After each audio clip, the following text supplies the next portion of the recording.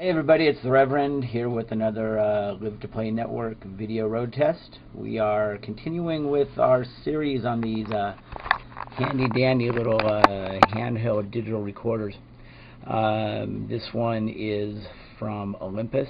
If you missed the first one, there should be a link on this page. We can go check that out. That was the Adderall unit. This is the one from Olympus, which we know is mostly camera makers, but they've made digital recorders for a while. So let's take a look. Form factor is a bit different, but kind of cool. Really skinny. Real easy to hold in your hand. Not quite as user-friendly, let's say, as the Adderall.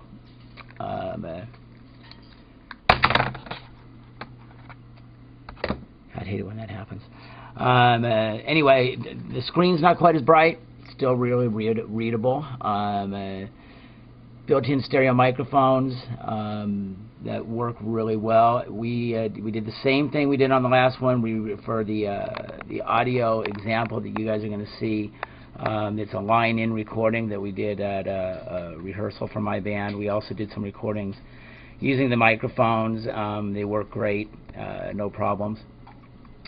Again, not quite as easy to use as the Adderall, which was just a snap, but easy enough that we handed it to one of our singers in the band to hook up, and she figured it out pretty much right away. I think she may have asked a couple of questions, and not only figured out how to run it, figured out how to change the recording mode from the WAV format, which is what it comes in from the factory, to an MP3 format. So the audio example here that you're going to get is once again a high-resolution MP3 file, but it was recorded natively that way.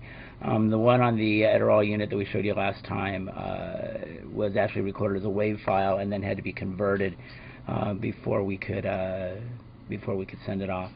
What else can we tell you? It has some of the same features.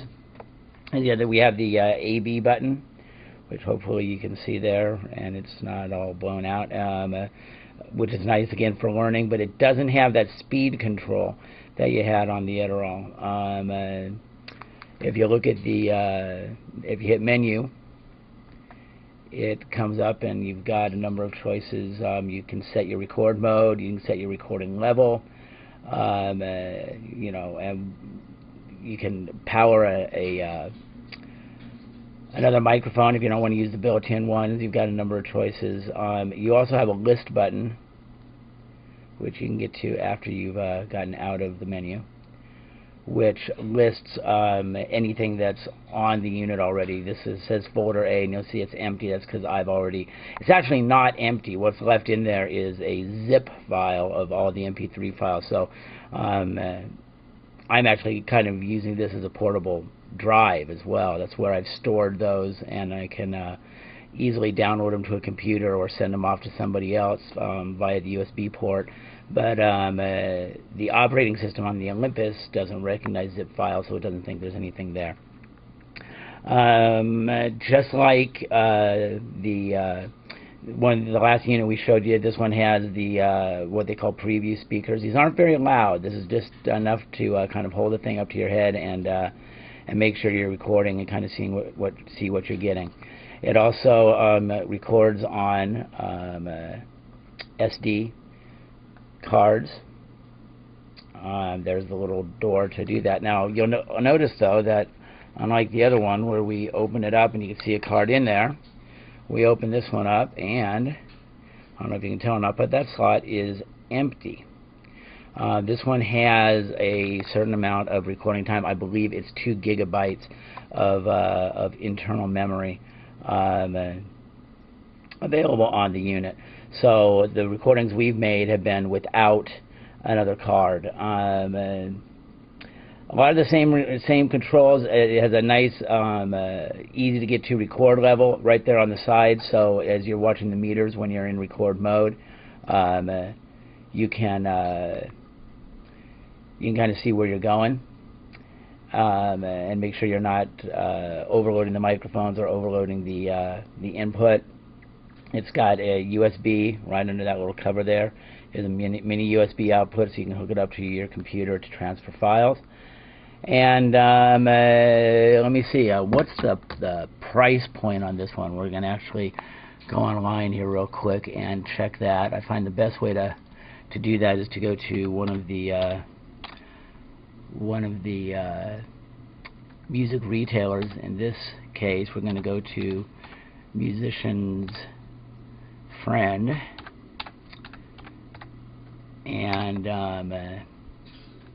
Musician's Friend here, and we're going to look for the Olympus. This is the model number on this is the LS10, by the way, LS-10. So let's see if we can find it online here, LS-10, and see if anything comes up. And there it is. You can see it on the screen, we hope. Sometimes it doesn't come off good on the thing. The price on this, list price is right about the same as the Edirol, $449.95. Musician's Friend selling it for $399. I bet if you look around, you can find, you know, like on the other one, the same list price, and I saw it for as low as $350, depending on where you're going. Pros and cons. It works great. Simple to use, not quite as simple as the last one that we reviewed was, but still really easy to use. Nice feature set. It's got a peak light right there on the front, so if you're overloading it, you've got a visual reference that lets you know that right away. You know, with digital, when you're recording, there's nothing that sounds uglier than digital distortion and overloading a digital input. It just sounds horrid. It's not like, you know, analog distortion. And this one will go same as the other one. You've got up to 24-bit 96 kilohertz recording, but they're not in WAV files at that. They're in what they call linear PCM recording, which may be saved as a WAV file, but that's the linear PCM is what the Sony uses as well. Actually, you can record as WAV files, which is, you know, linear PCM saved as a WAV, MP3, or it will also save as a Windows Media file. If you know, you're a Windows guy and you use Windows Media Player, you can record to that native format. So there you go. Again, another one to take a look at. Oh, it does come with a handy dandy carrying case, which is kind of nice, and some